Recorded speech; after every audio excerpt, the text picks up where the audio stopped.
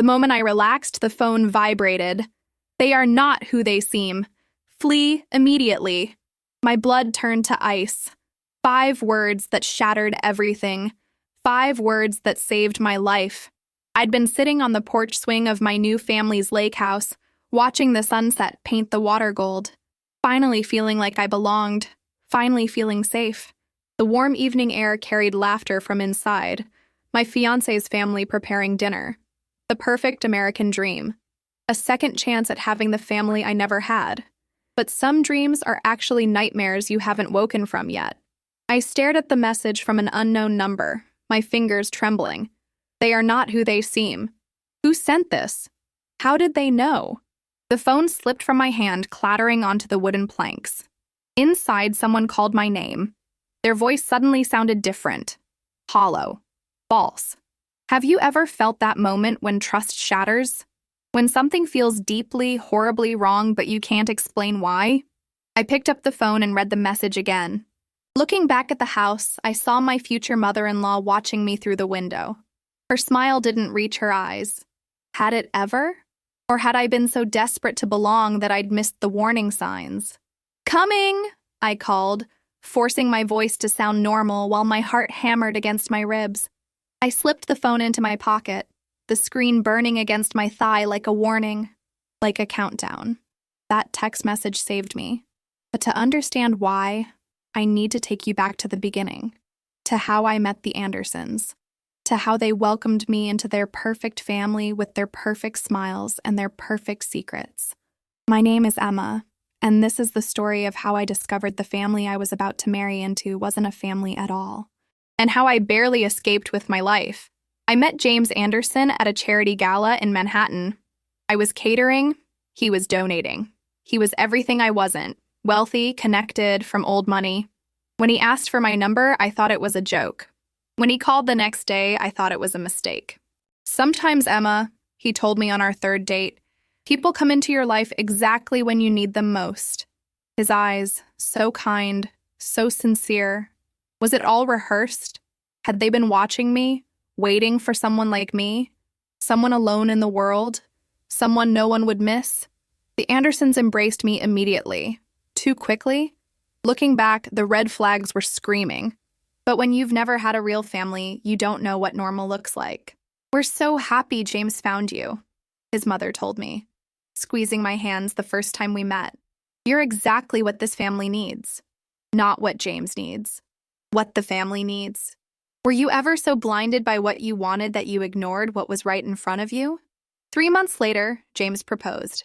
6 months later, we were planning the wedding at the family's lake house. Just us, they insisted. Family only. No friends, no colleagues, isolated. Perfect. That evening on the porch was supposed to be the start of our wedding weekend. Everyone had arrived, James's parents, his brother and sister, their spouses, all smiling, all watching me. The text message changed everything. "They are not who they seem. Flee immediately." I didn't know then what I know now.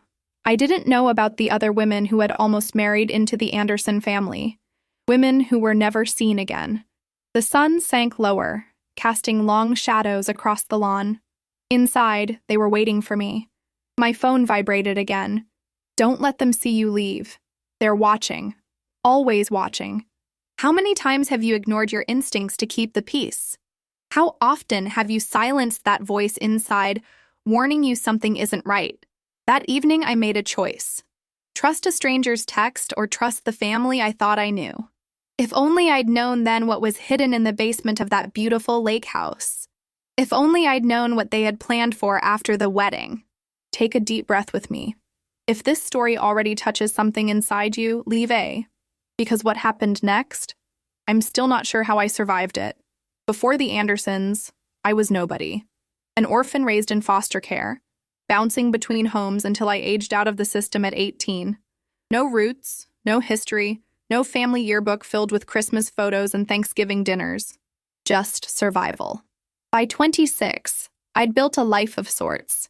Catering events by night, taking online classes by day. My apartment was small but mine.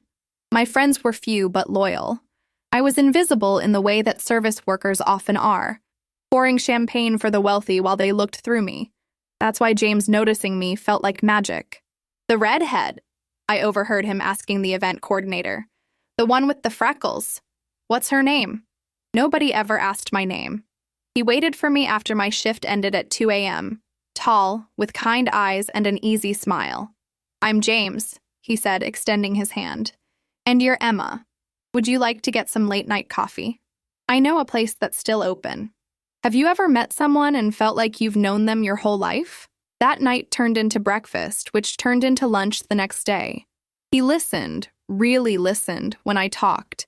He asked about my childhood, and I told him the abbreviated version, the version that doesn't make people uncomfortable.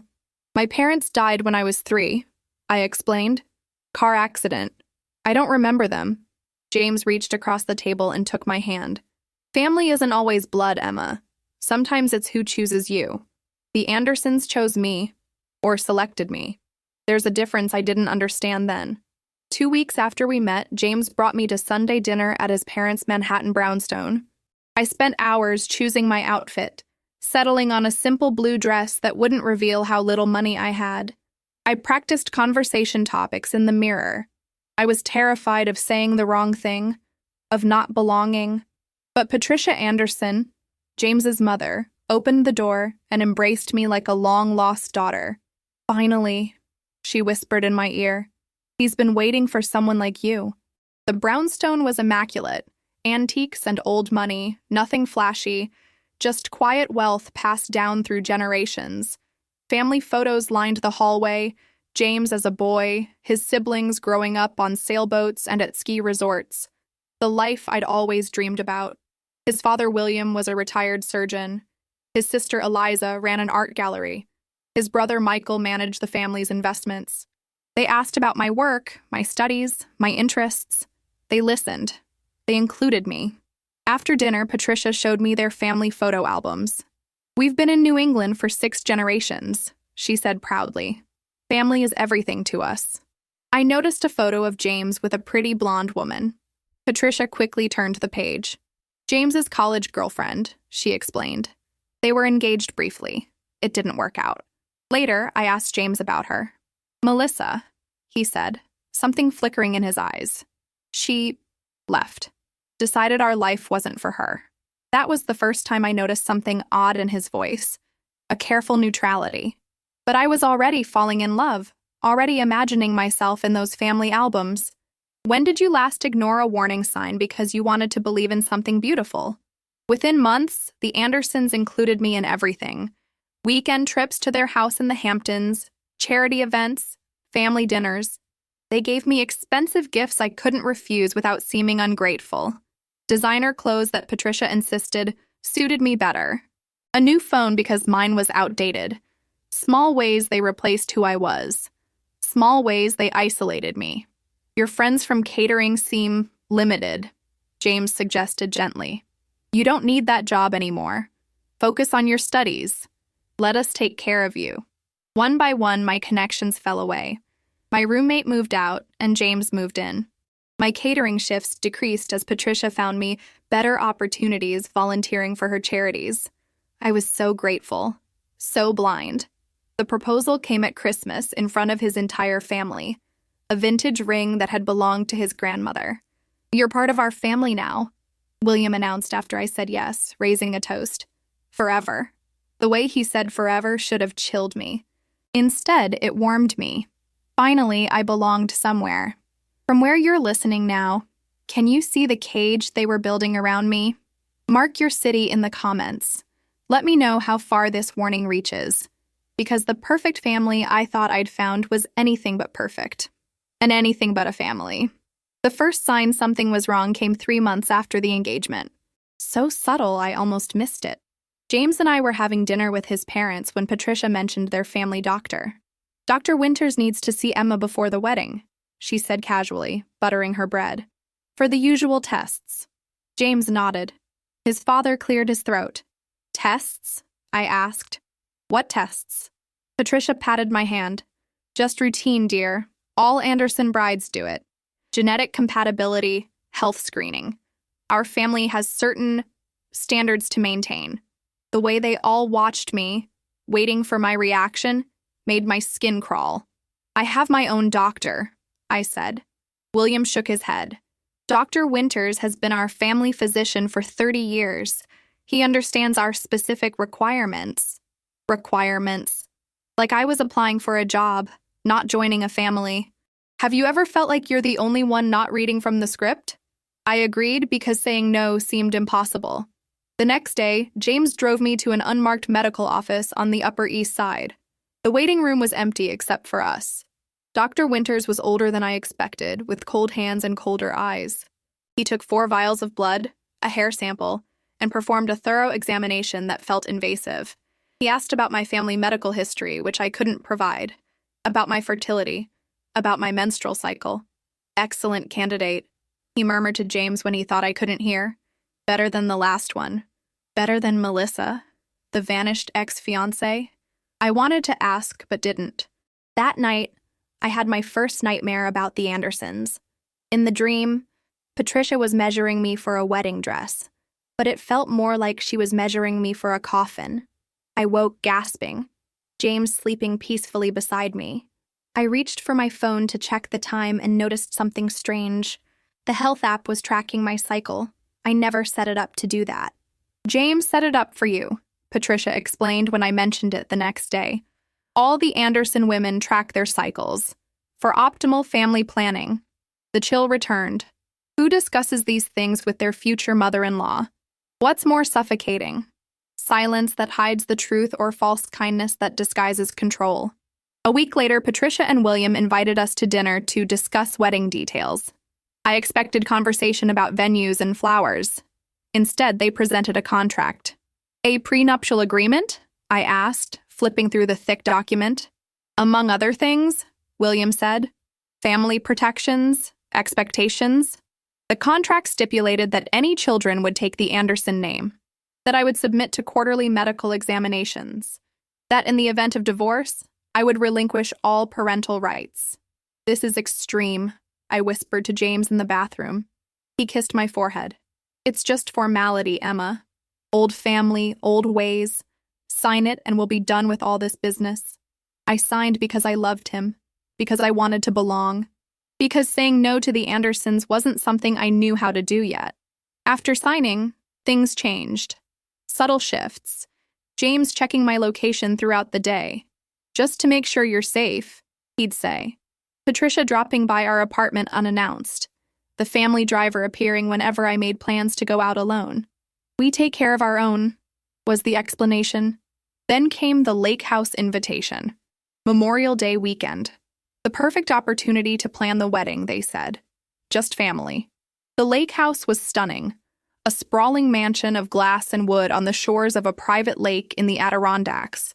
Remote, isolated, miles from the nearest neighbor. As the family driver took the final turn down the long private road, my phone lost service. No reception out here, Michael said, noticing my phone's search for signal. Family rule anyway. No phones during lake house weekends. We disconnect to reconnect. He smiled, but it didn't reach his eyes. That first evening, as everyone settled in, I explored the house. 3 stories, 8 bedrooms, a boathouse, and locked doors. Many locked doors. Private offices, James explained. Dad's a stickler for privacy. At dinner, they talked about family traditions. The wedding would take place on the private beach. Only family present. No photographs. We like to keep precious moments private, Patricia explained. After dinner, while helping clear dishes, I noticed William adding something to a glass of wine. Medication, he said, catching my eye. For my heart. But the wine glass was set at my place when I returned to the table. If silence already hurt you more than words, leave it in the comments. Because sometimes, what's not said is the loudest warning of all. I didn't drink the wine. When no one was looking, I switched glasses with James. A small act of defiance. A test. That night, James fell into unnaturally deep sleep beside me, while I lay awake listening to the old house creak and settle. Around midnight, I heard footsteps in the hallway, whispered conversations, the soft click of a door. I slid out of bed and crept to our bedroom door, opening it just enough to peek into the darkened hallway. Patricia, William, and Michael stood huddled at the far end, their voices too low to make out the words. But their tone, urgent, annoyed, sent shivers down my spine. Had they expected me to be unconscious by now? What plans had I disrupted? I closed the door silently and returned to bed, heart racing. For the first time, I was truly afraid of the family I was about to join. The next morning, no one mentioned the wine. James had a headache he couldn't explain. Patricia watched me with calculated eyes over breakfast. "Did you sleep well, dear?" she asked, something dangerous lurking beneath her smile. "Like the dead," I lied, meeting her gaze. After breakfast, the family dispersed for activities. James and his father went fishing. Patricia and Eliza planned to review wedding details. Michael and his wife took the boat out on the lake. "What about me?" I asked James before he left. "Rest," he said, kissing my forehead. "You seem tired. Explore the house. Make yourself at home." Home. The word felt hollow now. Alone in the vast house, I began my search. For what, I wasn't sure. Evidence? Answers? An explanation for the growing dread in my stomach? The family's rooms revealed nothing unusual. Expensively furnished, meticulously clean. Too clean, perhaps. No personal items, no photos, nothing that spoke of real lives being lived. Then I found a door in the kitchen pantry, hidden behind a shelving unit that moved when pushed. A basement door. Locked. I searched for keys, finding nothing. But the old house had secrets of its own to share. As I ran my fingers along the doorframe, a loose piece of paper fell from above. An old receipt, folded and refolded many times. Unfolding it revealed a sequence of numbers. A code? The door had no keypad, just an old-fashioned lock. But behind a decorative wall plate nearby, I discovered a small electronic panel with numbered buttons. Have you ever known with absolute certainty that what you're about to discover will change everything? I entered the numbers. The lock clicked. The basement door opened to darkness. Finding the light switch, I descended the narrow stairs into a finished basement. At first glance, it looked like a simple storage area. Boxes, furniture, holiday decorations. Normal. But behind a shelving unit, I discovered another room. A room that had no business existing in a family lake house. White walls, medical equipment, a hospital bed with restraints, a cabinet filled with labeled medications, and files. Dozens of files in neat rows. With shaking hands, I opened the first file. A photograph slipped out. A young woman with dark hair and frightened eyes. Medical charts. Fertility reports. Genetic testing. The file was labeled Candidate Narudjir 17, failed. I opened another file. Another woman. Candidate Narudjir 12, failed. Then I found her file. Melissa. James's ex-fiancée. Her smiling photograph paper-clipped to pages of medical data. Candidate number 23, failed, attempted escape. My stomach lurched. I flipped through more files until I found what I was dreading. Candidate 926, Emma Reynolds. In progress. My file. Thicker than the others. It contained information I'd never shared with the Andersons. Childhood medical records from the foster system. Psychological evaluations. Photos of me I'd never posed for. Sleeping, shopping, working. They'd been watching me long before James happened to meet me. And notes. Detailed notes in William's precise handwriting. Genetic profile optimal. No family connections. Socially isolated. Psychologically vulnerable to family inclusion. Proceed to phase 2. I was never randomly selected. I was hunted. In the corner of the room, something caught my eye. A calendar on the wall. This weekend circled in red with a single word. Harvesting. Footsteps above. A car returning. I quickly replaced everything, closed the hidden room, and hurried up the stairs, locking the basement door behind me. I made it to the kitchen sink, pretending to wash dishes just as Patricia entered. "There you are," she said, her smile not reaching her eyes. "Finding everything all right?" "Everything's perfect," I lied, my voice steadier than I expected. "If you had seen what I saw, would you have run immediately, or would you have played along to survive?" That night at dinner, I watched them all with new eyes, this perfect family with their perfect smiles.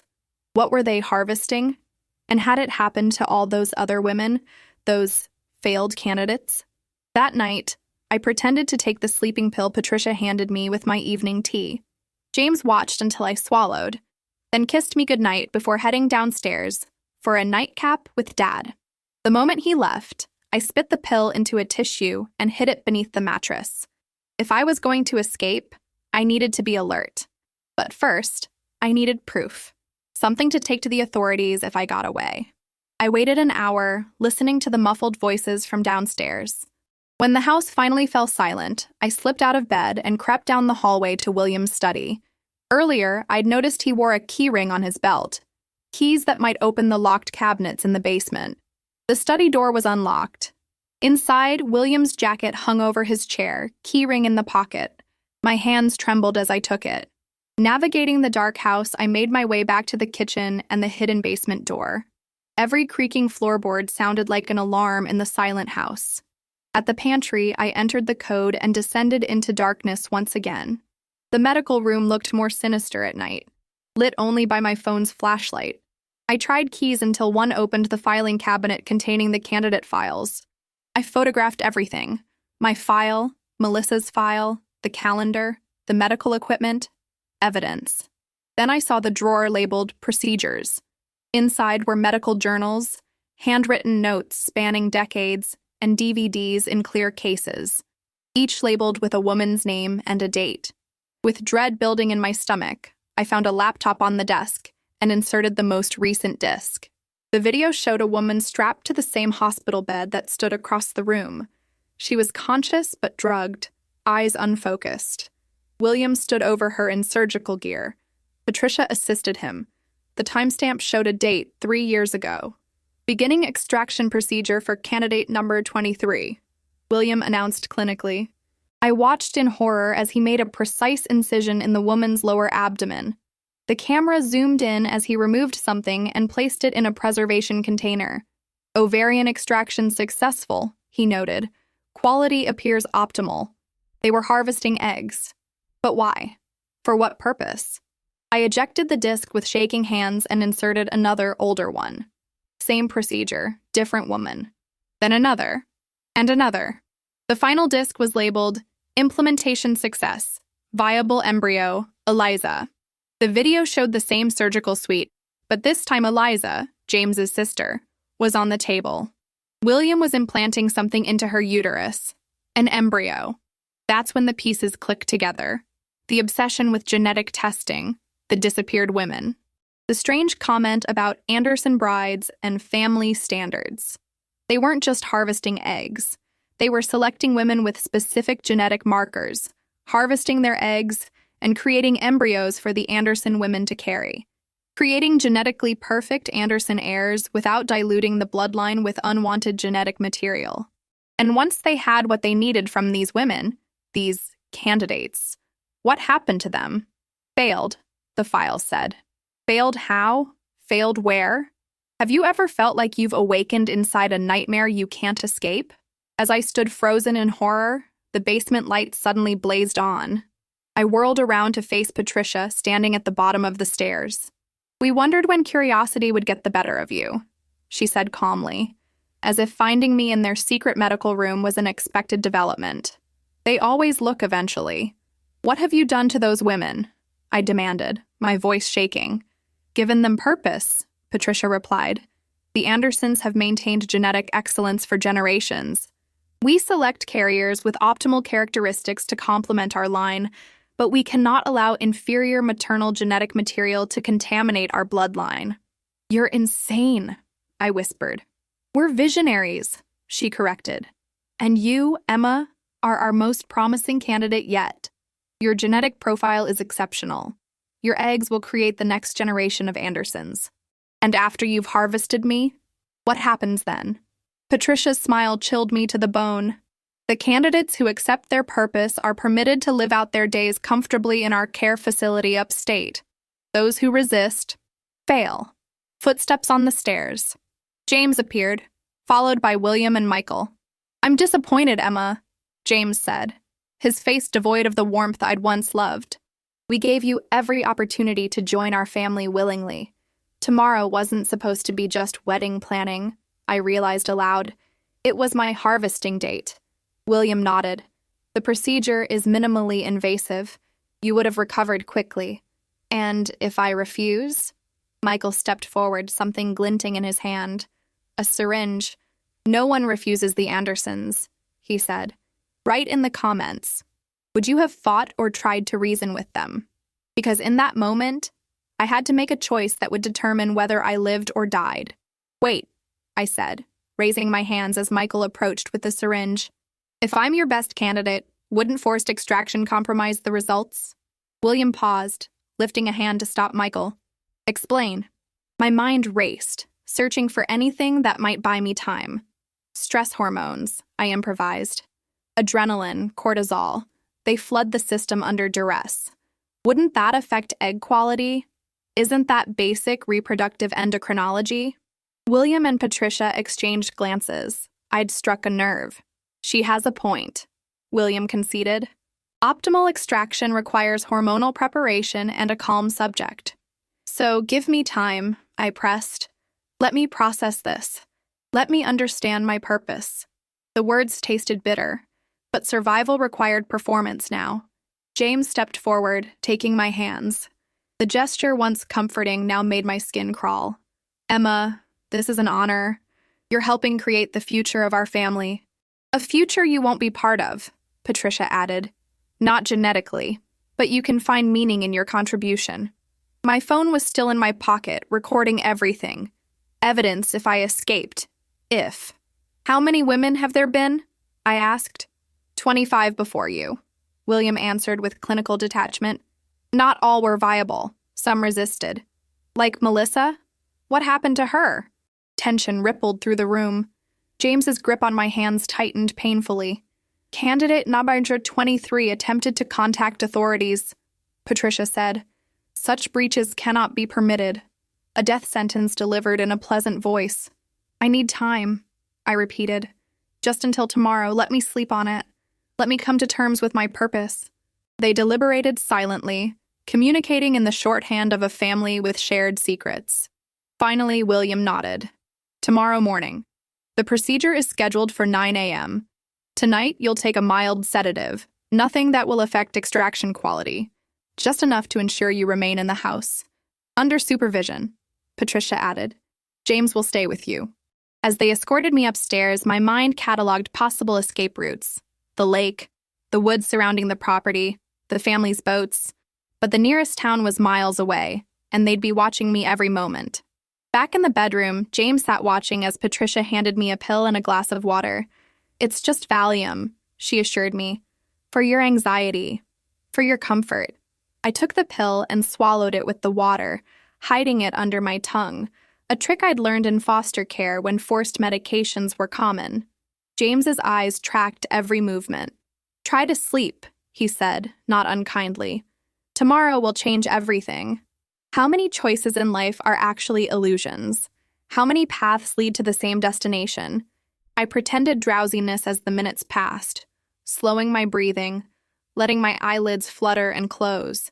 James watched until my performance convinced him, then stepped out, whispering with someone in the hallway before returning. Through slitted eyes, I watched him prepare for bed, placing his phone on the nightstand, my potential lifeline, if I could reach it. He lay down beside me but didn't sleep, his eyes fixed on the ceiling, lost in thoughts I could no longer fathom. Hours crawled by. Midnight came and went. The house settled into silence, broken only by distant creaks and the soft lapping of lake water against the shore. At 2 a.m., James's breathing finally deepened into sleep. I waited another 30 minutes before daring to move, sliding from beneath the covers with glacial slowness. Each movement calculated. Silent. I reached for his phone. Locked. Of course. But I'd seen him enter his passcode countless times. 0723. His birthday. The arrogance of believing I remained ignorant of their secrets made them careless in small ways. The phone unlocked. No signal, as expected, but it could still be useful. The flashlight. The camera. I slipped it into my pocket alongside my own useless device. My next obstacle, the door.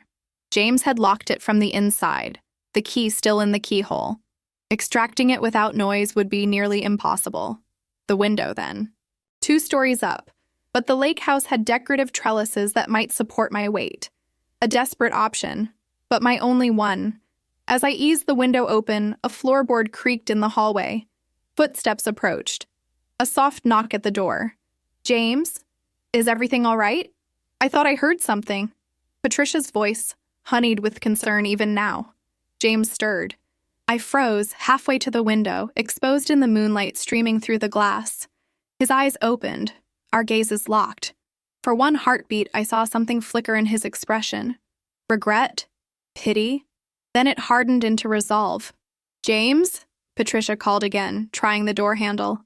"What would you do when the person you once loved becomes your jailer? When escape means survival, but failure means certain death? The next 60 seconds would determine everything." "Everything's fine, Mother," James called, his eyes never leaving mine. "Emma's just restless." My heart pounded so loudly I was certain Patricia could hear it through the door. "Should I bring another sedative?" she asked. "No need. I've got it covered." James sat up slowly. "Go back to bed." Footsteps retreated down the hallway. We remained locked in silent confrontation, neither moving. "You weren't asleep," he observed quietly. "And you're not surprised," I countered. A small, sad smile touched his lips. "They never are. Not the smart ones. How many, James? How many women have you lured into this trap?" He flinched at my words. "Just 2. Melissa and you. And before you? Your father? Your grandfather? How many generations of Anderson men have hunted women for their genetics?" James stood, moving toward me with deliberate slowness. I backed against the window, feeling the night air on my neck. "You don't understand, Emma. This is my legacy. My purpose." His voice dropped to a whisper. "Do you know what it's like to be born knowing your only value is as a vessel? My sister carries the embryos. My brother's wife carries the embryos. But us men, we're just collectors, hunters." "You're monsters," I hissed. He stopped an arm's length away, close enough to grab me if he lunged. "We're survivors. The Andersons have engineered their genetics for 7 generations. Perfect health, optimal intelligence, extended longevity. At the cost of how many women's lives?" Something haunted passed behind his eyes. "Fewer than you might think. Most candidates accept their purpose once they understand. They live comfortably. Some even choose to become surrogates for additional compensation. And those who don't accept, like Melissa?" His gaze dropped.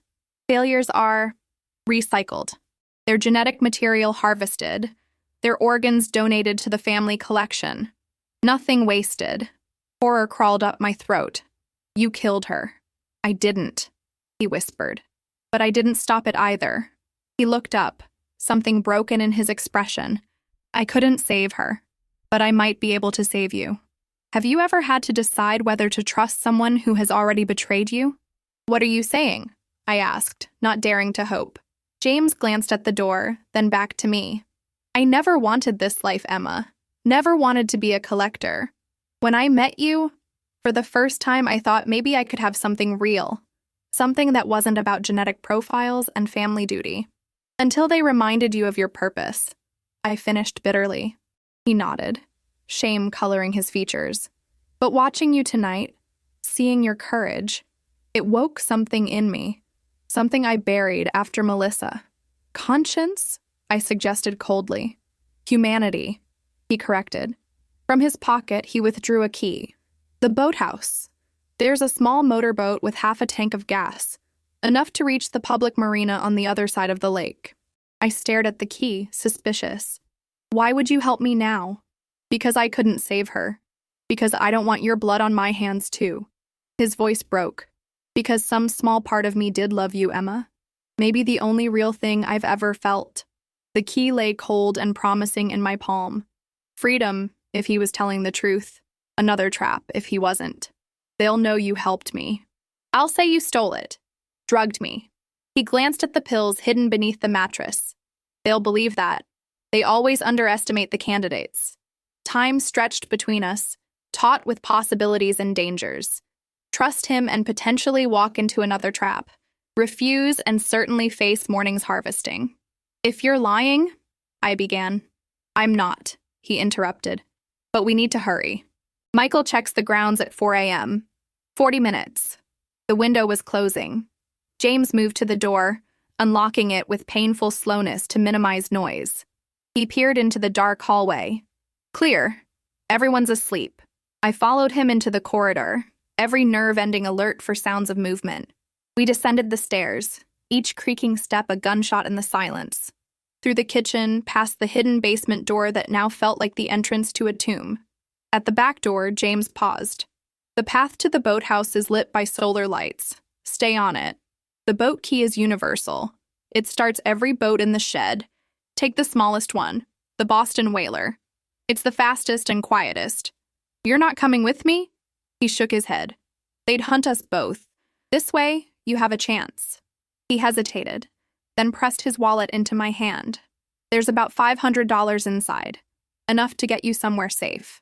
The moment hung between us, the woman who discovered a nightmare and the man born into one. Both victims in different ways. If someone who betrayed you offered escape, would you believe them? Tell me in the comments. Go, James whispered, opening the door to freedom. Now! The night air hit my lungs like salvation as I stepped outside. Stars blazed overhead, the moon illuminating the path James had described. I looked back once to see him watching from the doorway, a shadow against the darkness of the house. Was he my savior, or was this all part of the plan? No time for doubts. I ran. The path wound through manicured gardens, then woods, solar lights marking the way like a runway to freedom. The boathouse loomed ahead, a dark silhouette against the shimmering lake. Inside, boats bobbed gently against their moorings. Moonlight filtered through windows, revealing 5 vessels of varying sizes. The smallest, the Boston whaler James had mentioned, waited at the end dock, already half in the water as if prepared for a quick departure. Too convenient? A trap after all? From the main house came a sudden shout, then lights blazing on. They'd discovered my absence. Sooner than expected. No choice now. I fumbled with the key, hands shaking as I unmoored the small boat and slipped inside. The key fit the ignition. I turned it, holding my breath. The engine coughed, sputtered, then roared to life. More shouts from the house. Flashlight beams cutting through trees, searching, coming closer. I pushed away from the dock, the small craft gliding into open water. Freedom so close I could taste it. Then, floodlights. The entire lake suddenly illuminated like daylight. A security system I hadn't known existed. Nowhere to hide on the exposed water. Emma! William's voice amplified by a megaphone. There's nowhere to go. Return to shore immediately. I gunned the engine, the boat leaping forward across the glassy surface. The opposite shore was my target. 2 miles of open water to cross before I reached public land. 2 miles of exposure. Behind me, a larger boat roared to life. Michael and William in pursuit. Their vessel, more powerful than mine, would overtake me before I reached safety. Unless... I veered sharply left, away from the far shore, toward a cluster of small islands dotting the lake. Not freedom, but potential cover. Somewhere to hide until daylight brought other boats, witnesses, safety in numbers. The Andersons' boat gained steadily, its spotlight searching the water. I cut the engine, drifting silently into the shadow of the largest island. Killing the lights, I huddled low, waiting, heart thundering in my chest. Their boat circled the main lake, spotlight sweeping methodically across the water and shoreline. Then, ominously, it turned toward the islands. No place left to run. The island's rocky shore, my only option. I slipped over the side, the May water shockingly cold, stealing my breath. Swimming quietly to shore, I pulled myself onto rocky ground as the Anderson boat approached my abandoned vessel. She must have swum for it, Michael's voice carried across the water. Spread out and searched the islands. Have you ever been hunted? Felt the primal terror of being prey? I scrambled higher onto the island, finding cover among pine trees and boulders. The island was small, perhaps half a mile across. Nowhere to truly hide if they searched thoroughly. From my vantage point, I watched their boat dock. 3 figures disembarked with flashlights and something else, the metallic glint of a gun. They were never going to let me leave alive. As they began their search, methodically combing the shoreline, a new light appeared on the water. Another boat approaching from the far side of the lake. Rescue? Or reinforcements? The beam of light swept across the water, then across me, a conservation officer's patrol boat. "Hello on the island!" a voice called through a loudspeaker. "State Conservation Department, we've received reports of lights on the lake after hours." A miracle. An actual miracle. William stepped forward, all charm. "Officer, thank goodness you're here. We've been searching for my son's fiancée. She's had some sort of episode. Took medication that interacted badly with alcohol. We're concerned for her safety." My moment of truth. Step forward into the light and take my chances with the officer, or remain hidden, allowing William's story to take root. If the officer believed William, and why wouldn't he believe the respected Dr. Anderson over a distraught woman with wild claims? I'd be returned to the house, to the basement, to harvesting. But if I stayed hidden, they would find me eventually. The island was too small. From my hiding spot, I could see James standing apart from his father and brother, flashlight pointed at the ground. His face, illuminated from below, looked haunted, torn. The conservation officer stepped ashore, his uniform a beacon of authority and potential safety. "So you believe she's on this island?" he asked William. "We tracked the boat here," William confirmed. "She's not well, officer. Paranoid delusions. We've been trying to get her to a facility for proper care." The perfect cover story. Who would believe my tale of genetic harvesting and murdered women over the word of the distinguished Anderson family? I had seconds to decide. Trust the system and emerge, or remain hidden and attempt escape another way. That moment, crouched in the darkness while men with flashlights hunted me, was when I truly understood how alone we all are in our most desperate hours. Have you ever had to decide whether to scream for help, knowing your voice might attract both savior and predator? I chose to scream. Not words at first, just primal raw terror erupting from my throat. The sound echoed across the lake, bouncing back from the shoreline, inhuman in its desperation. The conservation officer's head snapped in my direction. William and Michael froze. James looked up, something like hope crossing his features. Then I found words. "Help me! They're going to kill me!" I emerged from hiding, staying just beyond their reach. "Officer, they keep women in their basement. They're harvesting eggs. They've killed people." William recovered first, his doctor's composure sliding back into place. "You see, officer? Delusions. Paranoia. She needs medical attention." The officer looked between us, uncertainty evident in his stance. "Ma'am, why don't you come down here so we can sort this out? Don't let them take me back to the house," I begged.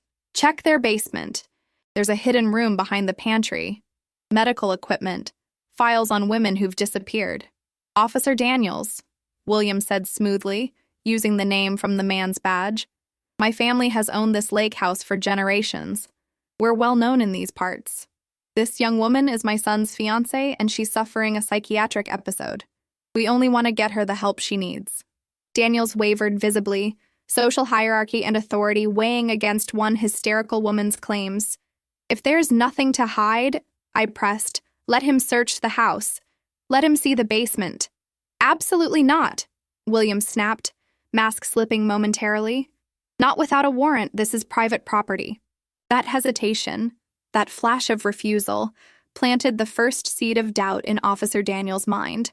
"Sir, if the young lady is just confused, then clearing things up might help calm the situation," he suggested reasonably. Michael stepped forward, hand moving subtly toward his jacket pocket. "The gun. This is ridiculous. We should get Emma back to the house, give her something to help her sleep.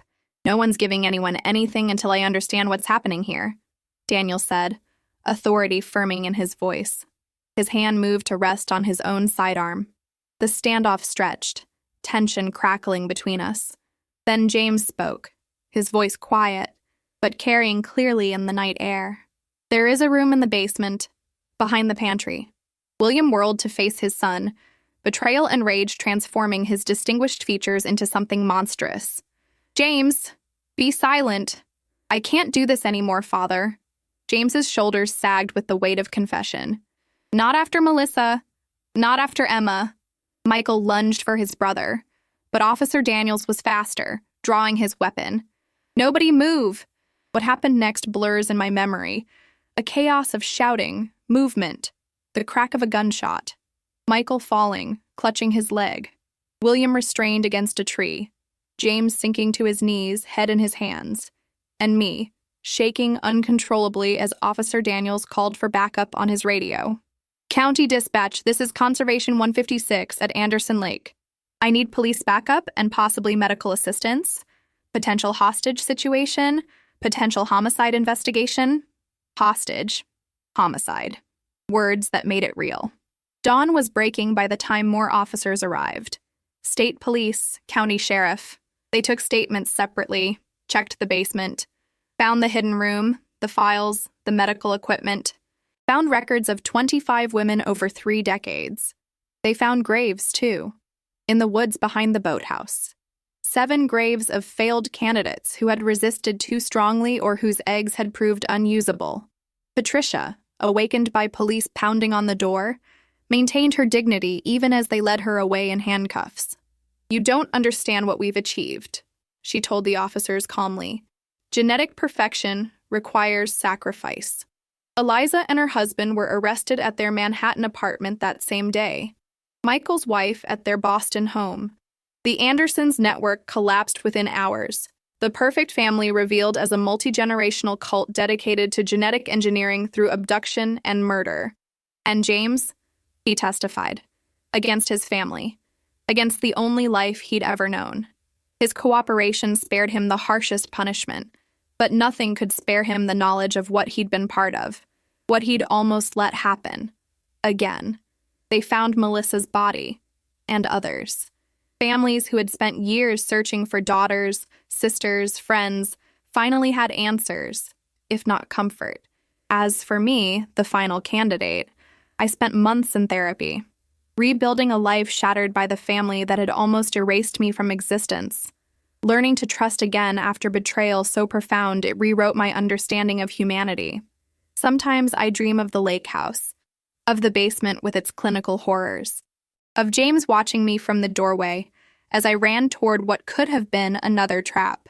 Sometimes I wonder if I would have made it without that conservation officer appearing like divine intervention, without James finding his conscience at the last possible moment.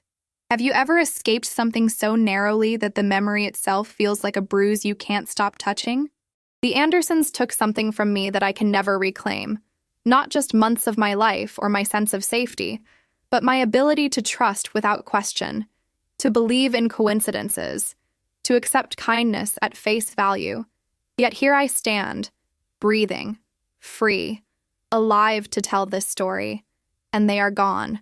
I'm telling you this story 1 year after my escape from the Anderson family.